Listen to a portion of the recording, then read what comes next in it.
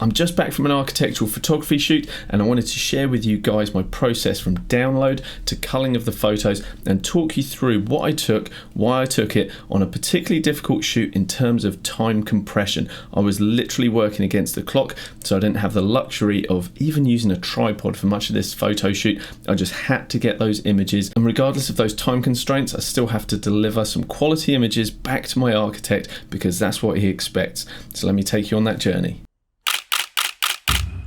This particular video is actually a difficult one for me to make and share with you guys because I'm literally going to show you everything that I took before we've gone into post-production and made it look amazing and all finished. It's literally what came straight out of the camera, but I thought that would be more valuable to you guys so you can see, okay, this is where you start from, and you've seen what I create when I'm finished, and that's what the client is getting back, and they love it. But obviously it doesn't pop out of the camera straight away looking like that. I haven't used any off-camera flash, haven't even used a tripod. This is all handheld. So the very first thing I do when I'm back from my shoot is get my memory card out of my camera, throw it into a memory card reader, and download those photos straight onto my computer. I don't know what camera you guys use, but I am a big fan of using dual memory card slots. It just gives you that little bit of peace of mind so that if anything happens to one of those memory cards, any sort of corruption, even after the shoot when you're downloading it, you have that backup. So I have my usual SD card, but I also back up raw photos direct to this CF Express card as well. I don't worry about JPEGs. I always shoot raw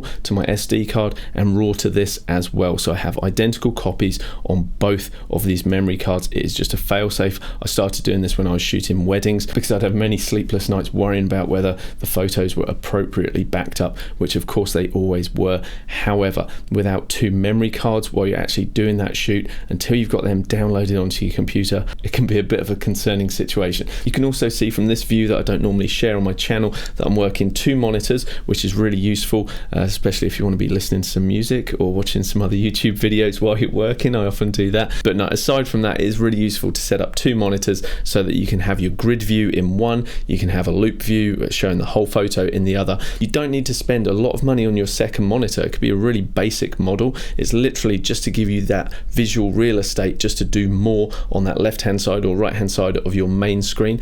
But I would certainly recommend putting all the money that you can into your main monitor because having color accuracy is vitally important, having really good screen resolution, things like that are just easy on your eye because this is the go-between interface between you and your photos. So you want to be staring at something that's a pleasure to look at. So yeah, definitely recommend putting money into that main monitor. So why was this project so time condensed? Well, the architect that I've worked with for many years and built up a really good working relationship with, he's also a property developer and investor, and he's designed, developed and built some affordable town housing to allow people to get into city living at a more cost-effective price. So this isn't the greatest architect you're ever going to see in terms of money put into it, but it's still very important for him to get some really good images for his portfolio and also to sell these units as well. I would normally liaise with him and schedule the potential for a full shooting day if it required it for me to get in, get the exteriors, get the interiors, get everything done,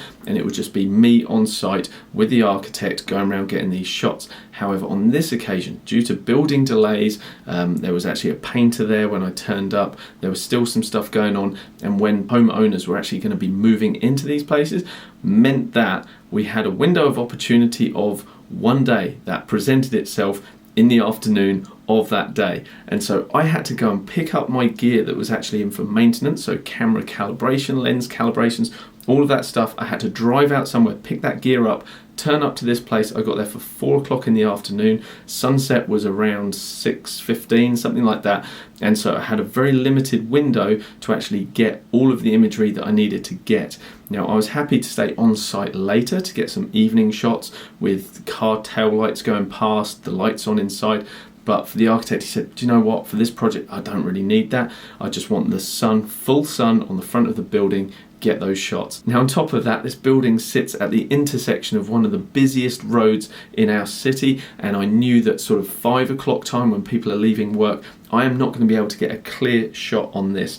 So I asked kindly the people who had parked outside the building if they would mind moving their vehicles so I could try and get a clear shot. And I'd say that's actually a really important take home, that even when you're doing architectural photography and you think, well, I don't need people skills, I'm photographing a building, right? It's actually imperative that you do have good people skills, because the amount of times nearly on every job I'm having to communicate with somebody, whether it's the architect or people in the vicinity, where I'm having to ask something of them. So for example, on this shoot I had to ask very kindly a few times if the painter would mind stopping what they were doing and actually move themselves and all their gear out of the way so that I could get my shots. Nothing in it for them, it's all for me, all for the architect. So it's about how you approach people and actually speak kindly to them. And if you can do that well, people are usually very accommodating, and that will unlock all the doors that you need done. So for example, I had to move huge gates that were blocking entrance while this job's being finished. That had to get moved, and while I did most of it myself, a couple of them were like double gates and everything, big metal things, and I had to ask people, would you mind just giving me a hand moving this down there? Again, people very accommodating. So this isn't directly related to photography, but it is so important for architectural photography. People skills, people. Okay, enough jibber jabber, Anthony, let's take a look at the photos. So on the weekend before the shoot, I did a little drive-by with my wife. You can see her taking a photo on the phone here, just for a little bit of research, so I can identify problems such as this advertising board here, little things here going on that just need to be taken care of. You can see also there's advertising for the actual build itself on the fence panels, and that's all stuff that really needs to be removed. I don't want to be worrying about that in post-production when it can just simply be unscrewed from the fence. We've also got issues such as the dirty footpath, we've got a cone here, and as I mentioned, these gates that needed to be removed as well. But I pulled over in the car and actually got out, and just with my phone only, I was just taking a few shots, climbing up the fences and looking over to get this, just to start to actually think about what angles I might be able to get of the property. The fact that I've climbed up on one of these fences, taken a shot of this building, and the camera angle is still tilted up, that kind of alerts me to the fact that, hey, you need to be more central to this. Maybe a drone is the way to go, just to get a centralized shot like this.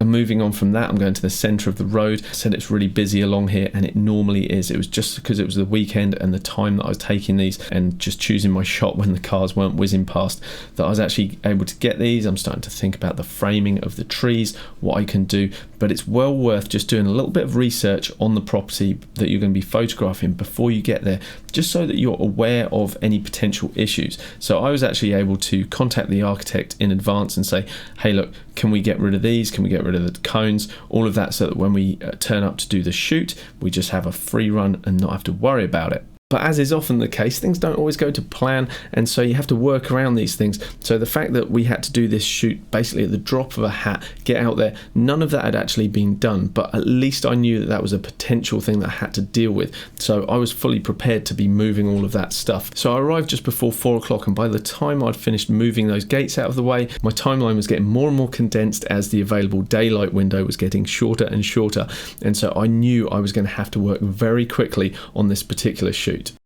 So let's open up the folder containing the raw photos, and as you can see, I've got 497 photos here, and that is an extraordinary amount for a very simple shoot. And as I go through these, hopefully you'll be able to see why, and I'll also hold my hands up and admit, yes, I do overshoot. But this is like the dirty laundry version where you get to see everything. So if I just scroll through these, you'll get a vibe of what I was shooting here. And so it's just overall shots of the building, different angles, and you can see I'm also bracketing. I'm setting like a base exposure here, and then I'm getting one darker and one brighter, and based on the movement of the camera here, you can see that these are definitely handheld images. Let's carry on scrolling through. Now, the architect said to me while he was on site, because he did meet me there just after 4, and he said, hey look, I would like to see a bit of movement in terms of vehicles, and absolutely that is no problem at all on a busy road like this. So I was trying to balance between getting a clear shot and also one where the cars were actually in a good position. And you can see here that I'm shooting at 1/20th of a second at f/22. ISO 31. So that is the lowest ISO that my camera will go to. That is the highest f-stop my camera will go to, and that is all in the name of getting me down to 1/20th of a second. Absolutely, you could put on things like a polarizing filter, a neutral density filter, and that would allow you to stick a more native ISO 100, for example, and maybe like f11, f8, which would be ideal. But as I said, I was moving so quickly that I just had to think on my feet and be able to get the results. And here you can see I've actually dropped to 1/10th of a second, and the results aren't good because that is too slow. No matter how I placed the camera, 1/10th of a second wasn't quite cutting it. But I was liking the blur that we were getting from the cars, and in my mind when I was shooting this, I was thinking, you know what, I can use one of the sharper images overall and then composite the cars that have just a little bit more motion blur in them. So I was just giving myself options, and that's something that I do on site. I just give myself options. So at the moment I'm over the other side of the road from the building. I've got my 70-200 telephoto lens on, and I'm shooting at 70mm to get a nice frame. I'm putting the trees either side, and I'm just waiting for vehicles to come past, and as I said, I'm not having to wait very long. Sometimes I got vehicles coming past on the near side and they're too big and distracting, but all I need is just one image out of these where the vehicles are coming past the front and potentially blocking these signs, which unfortunately we didn't have time to remove. Now there's a couple of things to note about these thumbnails and images that we're looking through at the moment. Normally when I do my download, before I start reviewing these photos, I'll normally apply a preset to my photos during import that will correct for lens distortions, give the shadows a boost, drop the highlights, just so that I'm compressing that dynamic range, just so that I can assess whether or not the photos I'm looking at actually contain all the data I need. Makes it so much easier just to select what I do and don't want to keep. I'll then go up to the library option in the menu and choose render one-to-one previews, and just leave my computer rendering those while I put away my gear like my lights, my tripod, etc. Then when I've done the important stuff like saying hello to my wife, spending some time with my kids, I can come back. I've got all those one-to-one previews ready to zoom in if I want to and check the sharpness. They're all there on the screen, and that's when I'll go through and I'll start my pre-cull. Well, it's a cull, but I do a first run where I'm just flagging the photos that I think, yeah, these are potential keepers, and then once I've whittled it down, I'll do a final cull of what I'm actually going to send back to my client. So before hitting record, I had already gone through and selected a few of these photos. And so let me just say why I'm selecting this image. So you can see that this is part of a bracketed set of 3. And if I press N on the keyboard with all 3 selected, it brings those all up. You can see that we have my base exposure, we have one that's 1 stop darker and one that's 1 stop brighter. And as I said, I wasn't using a tripod, so I turned on vibration reduction on my lens to minimize any shake. I then braced myself really firmly, effectively turning myself into a tripod, and also had the camera set to high speed burst. So just by pressing the shutter release button, I'm rattling off these 3 photos in quick succession. But if I select the first photo in a series, you can actually see from the distribution in the histogram that we actually have all the information we need. We have information in the shadows, I have information in the highlights. I'm not peaking, I'm not blowing anything out, so although to me, to my eye, this white looks like it might be overexposed and potentially some of these darker areas may be underexposed, just to check on the histogram, no, I'm absolutely fine. So I don't need this darker shot to bring back information in the whites. I also don't need the brighter shot to bring back information in the shadows. I've got everything I need here, so in this case, that is enough. Now looking at this photo has made me think I want to address one of the comments that I get in nearly every single architectural photography video I ever do,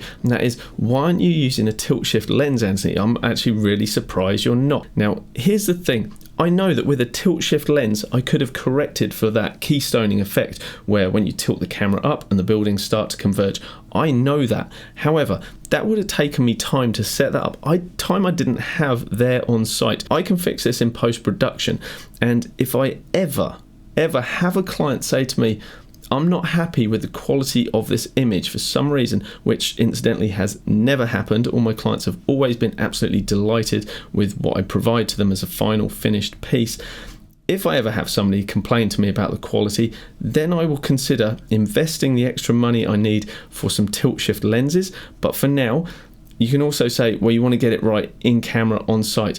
I know for a fact from playing around with one, it takes a lot longer on site to actually get your tilt shift set up I know how to shoot with my 16-35 zoom lens and actually set that up appropriately. Even when there's some keystoning going on, I know I can fix that in post-production, and I know that it's going to be negligible in the actual effect of the final image. So if you're someone like me who's using a zoom lens to shoot architecture and you know how to use it properly without extreme tilts, there's no reason for you to go and invest in a tilt shift lens.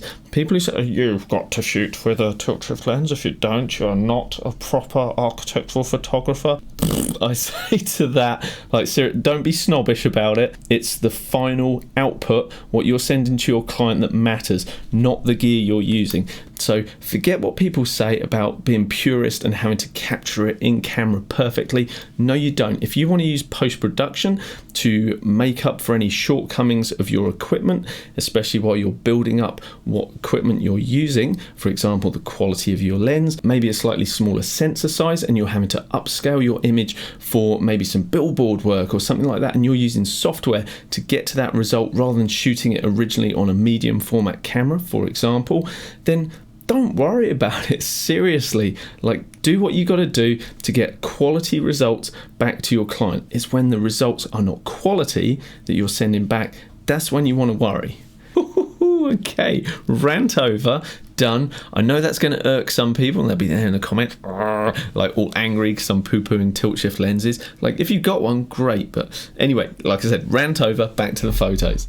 Just going back to the point about rendering the previews, which I'd normally do through library, coming down to previews, and you can build one-to-one previews. I haven't done that here. When I actually imported my photos, again, going back to the fact that I'm really under time constraints here, I actually just went for embedded and sidecar. So when you're shooting RAW, your camera will normally save a JPEG along with that RAW photo, even if you haven't selected RAW plus JPEG. A JPEG is still created to accompany that RAW, so that when you actually preview your photo on the back of the screen, that is showing you the JPEG, not RAW. And when you select the preview option in Lightroom of embedded and sidecar, it's actually pulling in that JPEG, not creating a new one based on the RAW file. And that's what I've done here, which I don't normally.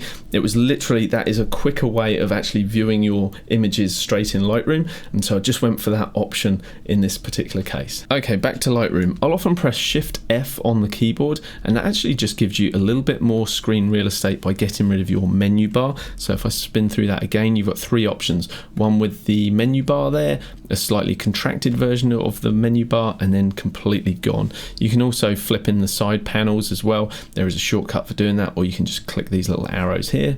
We can either use the left and right arrows at the bottom to flip along the film strip, or we can press G on the keyboard, which is going to give us our grid view. If you want to change the size of the thumbnails, just press T on the keyboard to access the toolbar here, and at the right hand side we can actually just slide that to make the thumbnails larger or smaller, but something like that's absolutely fine. I quite like the vehicle in this shot here, so I'm going to press P on my keyboard, and that allows me to pick it. Just adds this little flagged icon here. To get that level of motion blur, we are at 1/10 of a second, and it is unlikely that I've handheld that well enough to get a nice still shot of the building behind, so I'm probably going to have to combine that with a different shot of the building. Certainly not that one. That's not too bad. We've got a couple of cars coming into the shot there, so that's pretty good. Basically, when I'm adding cars in, I'm either looking for them to appear on the left of the frame or be on the right hand side of the frame. Normally I don't want them actually going right in front of the building. It's just a hint of the cars being there. And if I go from 1, 2, 3, you can actually see that I'm doing this, as I say, on high speed burst. So I'm capturing these. A lot of it is just pure luck as to whether you get a decent shot. The fact that so many of these are going to end up in the bin, it really doesn't bother me. I work to a principle when I'm doing any professional paid photo shoot, and that is CYA, cover your ass, because the client is paying you for results. And so I would rather rattle off 20 frames trying to capture a car going past, getting blurs for only one image. I don't want to just sit there waiting for, I'm going to get the perfect shot here, and if I don't get the perfect one, I'm not a great photographer. It, again, doesn't matter. What matters is the final product that you're giving to your client, and so you want to make sure that you're covered. Absolutely, I've completely overshot in this instance. I've come home with 497 photos that my client is probably only going to be paying me for about 10. So let's talk about pricing. It's one of everyone's favorite topics. It's something I get asked all the time. So how am I actually charging for this job? Well, I charge in two components. We have one which is the shoot fee, and the second which is a per image license. Now, as soon as you talk licenses, people go, that's a bit scary and everything. It's not, and I'd thoroughly recommend that you look into creating a licensing model around your work, because it is really a sensible way to do things and very lucrative as well. It's good for you and it's good for your client. It really is a win-win. So how does it work for me? I'll go out and do the photo shoot, and there is a fee involved with that, and at this point there are no photos included. It's purely for my time, for my expertise, the gear I'm taking to the job, the time for travel, travel expenses, and also delivering a set of proofs back to my client. Now, what are the proofs? That is just that collection of images I've taken on the day that is going to allow them to go through and make their selection. So I might be sending back, say, anywhere from 15 to 50 photos for them to look through and go, you know what, I would like this one, this one, this. They come back to me with a list, and the bigger the list, the bigger the payday. So the onus is on you to create quality work that is going to appeal to your client.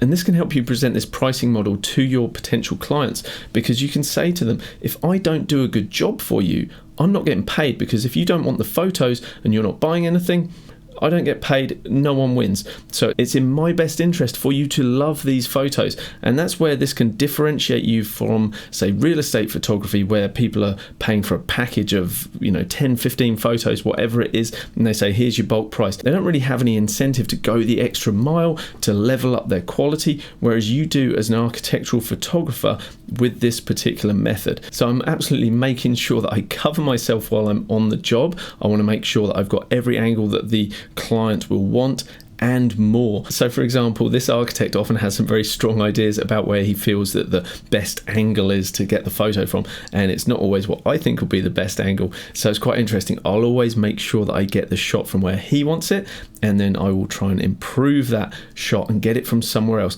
Sometimes I'll find something completely different just by working those angles, because as you know, the first shot that comes to you, it's not necessarily the best shot. So you just keep working those angles, and then I'll find the best selection, send that through to the client, and rather than just picking one image, sometimes they might say, hey, I love that image that I thought would look good, but also this one that you found as well. And so you sell two images because of that. So that's kind of how the pricing works. I can go over it more in another video. I've done it a few times, but if you want that, just write pricing in the comments below. But for now, let's carry on looking through what I shot on the job. Here we can see these images are a bit overexposed, but if I'm ever concerned about that, what I'll do in the library module while I'm flicking through is just hit this double arrow on the exposure, just bump it down one, and just check that I can actually recover that. And usually with the camera that I'm shooting with, absolutely it's no problem. You can go several stops either way and you're going to be absolutely fine. So if that's the case, I'll just press P on the keyboard and move on. Now I've moved to more of a front view. You can see the block of buildings on the left, block on the right, and the little courtyard area. And currently there are a few potential investors stood around just chatting about the building, so I thought I'd capture them. There's a guy walking past here. He may or may not actually be the architect, and so I've captured that because he likes to actually showcase people in the environment. How is the building actually going to be used? This vehicle whizzing past on the left hand side is absolutely awful. It's not a good vehicle. It's covering a lot of space in the frame. It doesn't look good. So I prefer just to get things just at the edge. Again, it's a nicer car, nicer vehicle, but again, it's taking up too much space. I must have already selected this one just before I hit record, and that'd be based on the fact that this car has a lower profile so that we see more of the building, but we still get that blur of the car. To be honest, it's not ideal. I'd probably prefer that was just slightly further out of the frame, but there you go. Here's one that is slightly further out of the frame. So this is probably the one that I'd go with. We've still got people in the environment as well. So I think by the time this image was actually corrected and post-produced, I think this would be a really good option. But as well as capturing one with a vehicle in it, I've also got a clean shot as well. And bear in mind, when I first turned up, there were cars parked all along here. Had to get them all moved.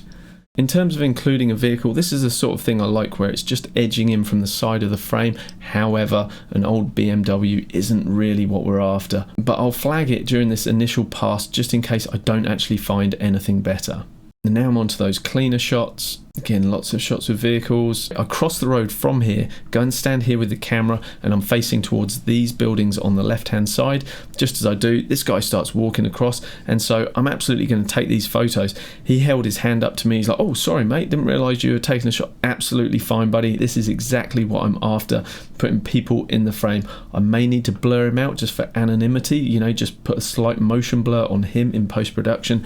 But I think that's kind of cool, just incorporating a person in the environment helps to give the buildings a sense of scale. I then went through the other options of him walking and just found one where I actually like the actual stride that he's in. This one where he's leaning forward but that weight's not on that foot, it just looks slightly unbalanced, whereas the one that I've selected here, he looks much more balanced. And because I was rattling off those shots, 1, 2, 3, 4, 5, I was able to pick my favourite one, but let's suppose I only took one shot and it was this one. I really don't like this at all, whereas this one, yeah, it looks much better. And just as I was speaking about before, provide your client with a bit of variety so that they have the potential to get the shots that they want and you have the potential to make more sales. So I also got a shot where he wasn't even in the frame, and look at the tilt on this. It's absolutely awful, but I'm not worried. The most important thing was making sure I got these shots and I got that variety. It's an easy fix in post-production, like I said, working against the clock.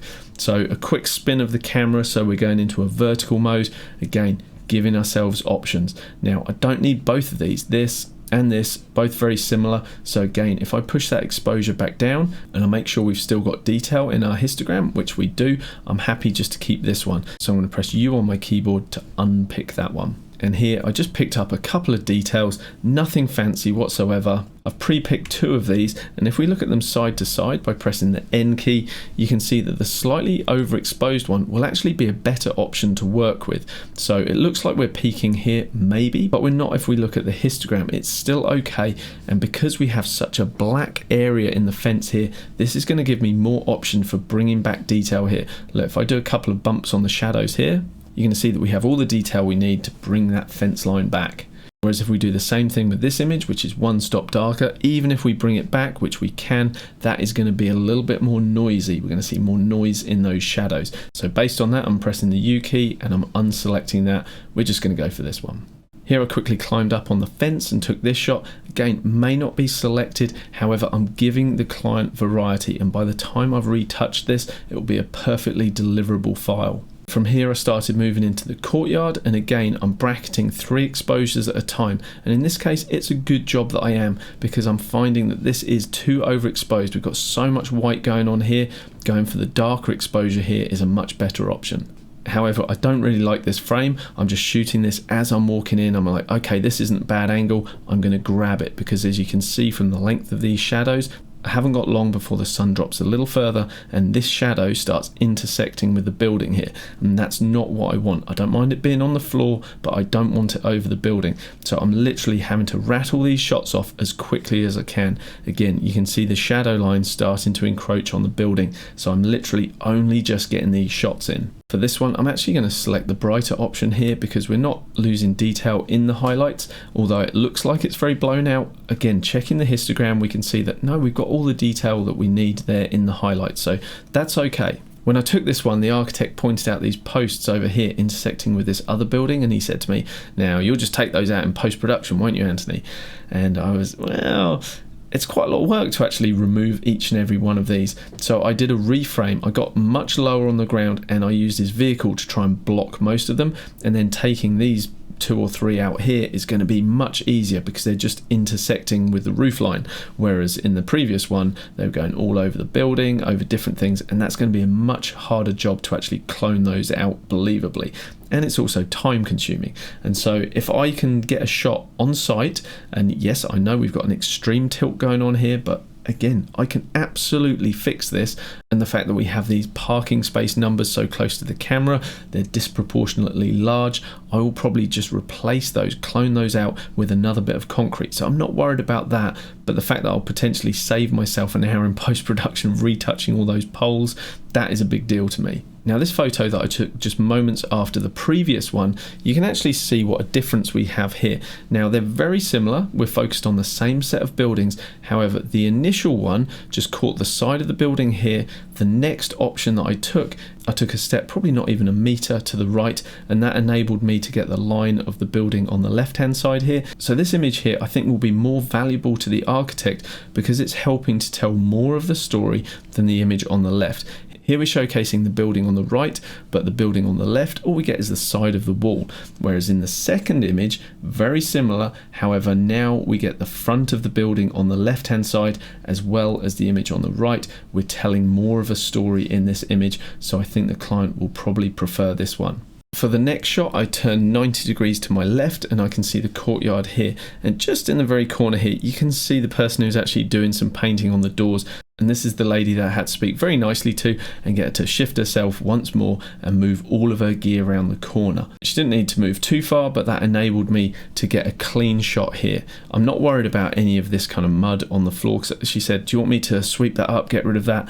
And I was just trying to work so quickly that I said, no, don't even worry about it, because to sample a little bit of concrete and just put it over the top of that, you know, that's going to take me 10 seconds in post-production. No big deal. Now that photo is one that would have benefited being taken probably about an hour earlier when I didn't have that shadow cast across the other building, be a much cleaner image. But because of the exceptional circumstances, this was my one window of opportunity for the shoot. People are moving in the next day. This is all I could capture. So another valid question that you may have that I was actually thinking about while I was on site is, why would an architect pay me to get this image? There's nothing special about this image. Sure, it will look a hell of a lot better by the time I've finished post-producing it, but this image itself, nothing special about it. A real estate photographer could capture something like this as well. Why is he paying me to capture this rather than going cheap and getting someone else?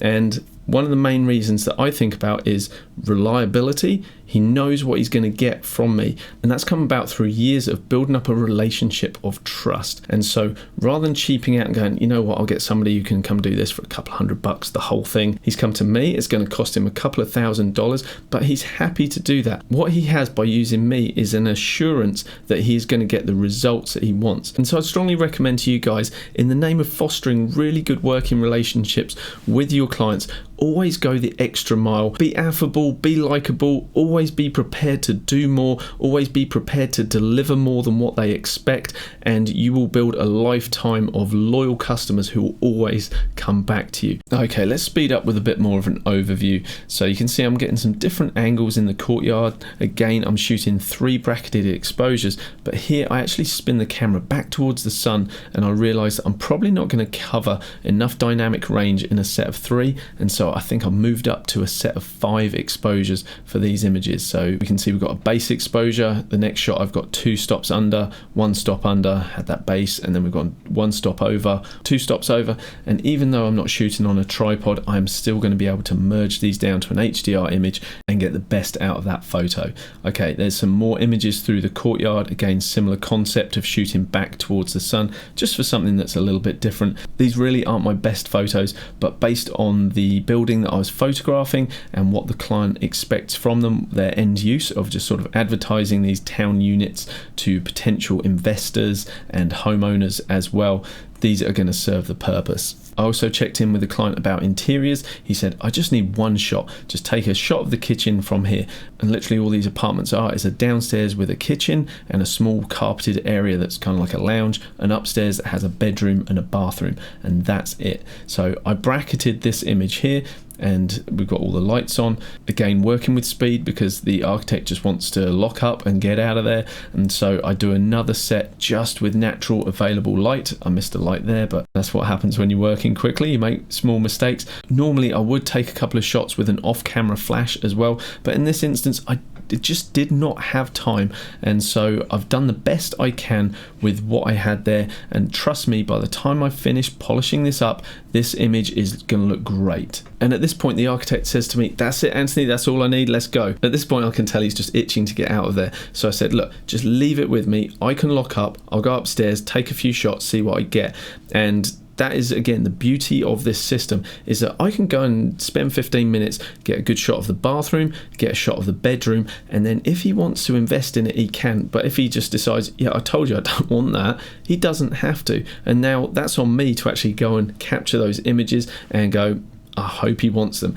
And this has happened so many times that I get told by an architect, builder, whoever's hiring me, no, I just want one shot of this or one shot of that. And then I go and actually go the extra mile, get a selection of images of that, and they end up buying 2, sometimes 3 of what initially they said, I'm just investing in one license. And so you've gone from making $100 from one photo to say $300 for shooting the same area but just choosing a couple of different angles, and it really isn't that much extra work on you. Before I wrap the video up, I will just show you the bathroom and the bedroom. No furniture in whatsoever, so things do look really bare, so it will be interesting to see whether or not the architect actually wants either of these polished images once they're done. But let's take a look.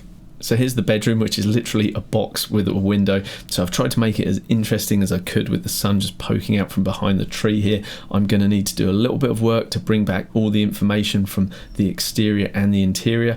And here you can see again, I'm bracketing my images so that I have what I need to actually complete the post-production and actually create a nice finished image. But my gut feeling is maybe these won't be quite good enough, quite interesting enough for him to go for. You can see that we've got a bit of movement of the cars outside as well. So I took a variety of shots, some with, some without the cars. Beyond that, we have the bathroom, which was a very, very small space. And I'm literally wedged up with my lens resting against the door frame, turned in to try and get as much information as I possibly can. And you can see that I'm shooting this at 16mm, which is often a bit of a no-no for architectural photography, but in some very small spaces like these bathrooms, it's just something that you have to do to actually portray the space. Now, I've also tried another option whereby I'm capturing the bathroom and the flow out to that little bedroom area as well. Honestly, there really wasn't much to work with whatsoever, so I'm looking forward to working with these in post-production, seeing what I can do. If you want to see some of the post-production on this job, just write post-production in the comments below and I'll put together another video showcasing what I do in Lightroom to really speed through these edits so that I can get those proofs back quickly to my client but still looking really good so that they can get a good sense of what the finished image will look like. Time is money after all, so we have to move quick but still deliver quality. And on that note, we'll leave the video there. Really hope this has been helpful to you. If you appreciate me taking the time to share my knowledge with you guys via these videos, just leave me a thumbs up, leave me a comment if you'd like. It means the world to me, just keeps me motivated to keep creating this kind of content for you guys. So thanks very much for watching. I'll see you in the next video.